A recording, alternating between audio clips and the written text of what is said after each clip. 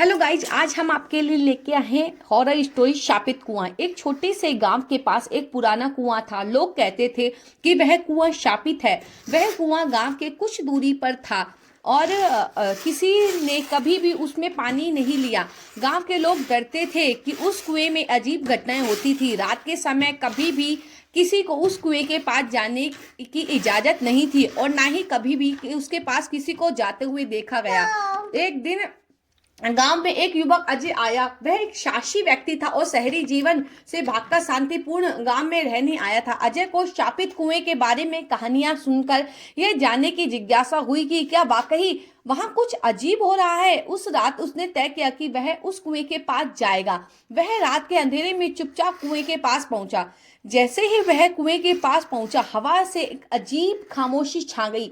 अचानक कुएं से किसी महिला की हंसने की आवाज आई। अजय ने ध्यान से सुना और देखा कि कुएं के अंदर से हल्की हल्की रोशनी झलक रही है। यह देखकर उसका दिल जोर जोर से धड़कने लगा। उसने देखा कि कुएं में कुछ अंधेरे साए जैसे आकार बने हुए हैं। अचानक एक रूपधारी काले साए ने कुएं के ऊपर से छलांग लगाई और अजय के सामने आकर खड़ा हो गया। वह कोई इंसान नहीं था बल्कि एक अदृश्य शक्ति था जो हर रात उस कुएं के बाहर निकलती थी। वह शापित आत्मा थी जो कुएं के में फंसी हुई थी।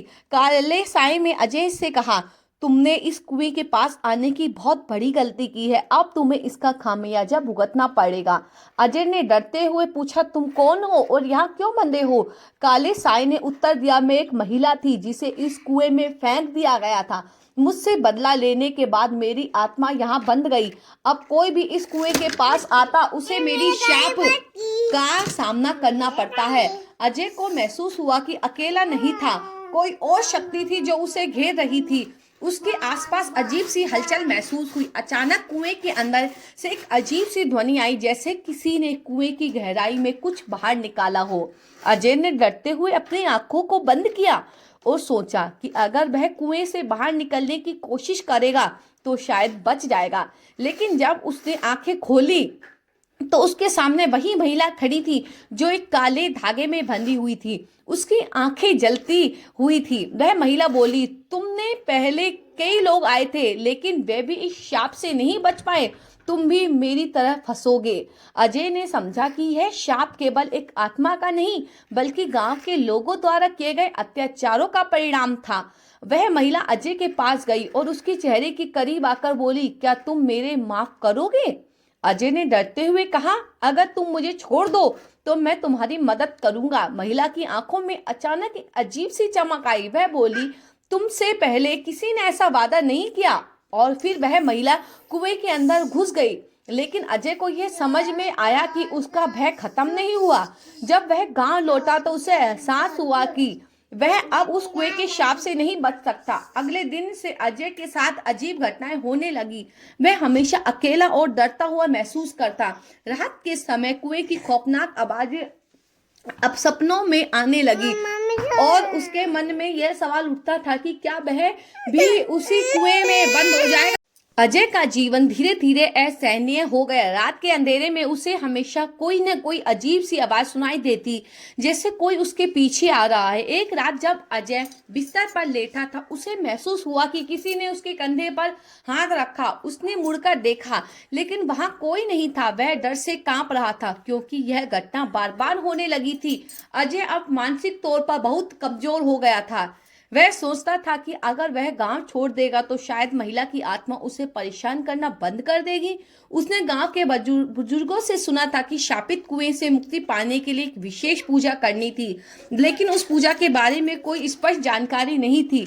अजय ने सोचा कि अगर कुएं के पास जाकर उस आत्मा से सीधे बात करेगा तो शायद उसे शांति मिल सके। उसने अगले दिन वह साहसिक कदम उठाया। उस कुएं के पास पहुंचा, उसकी तरफ देखते हुए बोला, मैं जानता हूँ तुम मेरे पीछे हो, लेकिन मैं तुमसे माफी चाहता हूँ। मुझे अपने गुनाहों का एहसास हो चुका है, मुझे शांति चाहिए।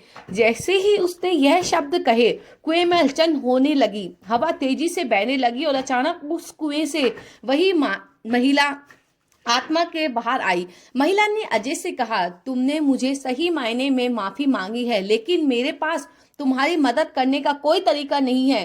तुम्हारे साथ जो हुआ वही तुम्हें भुगतना होगा। अजय घबराए बिना बोला, मैं तुम्हारी आत्मा को शांति देने के लिए हर संभव कोशिश करूंगा। मुझे तुम्हारा श्राप नहीं चाहिए। महिला ने धीरे से कहा, वो लोग तुम्हारी ही गांव के थे जिन्होंने मुझे धोखा दिया था। मेरा परिवार, मेरे सपने, सब कुछ लूट गया। मैं अपनी मौत के बाद भी उन्हें माफ नहीं कर पाई। अजय ने उसके दुख को समझा और बोला, आपके दुख का कारण वह लोग थे, लेकिन अगर आप उन्हें माफ करती है तो आपको शांति मिल सकती है।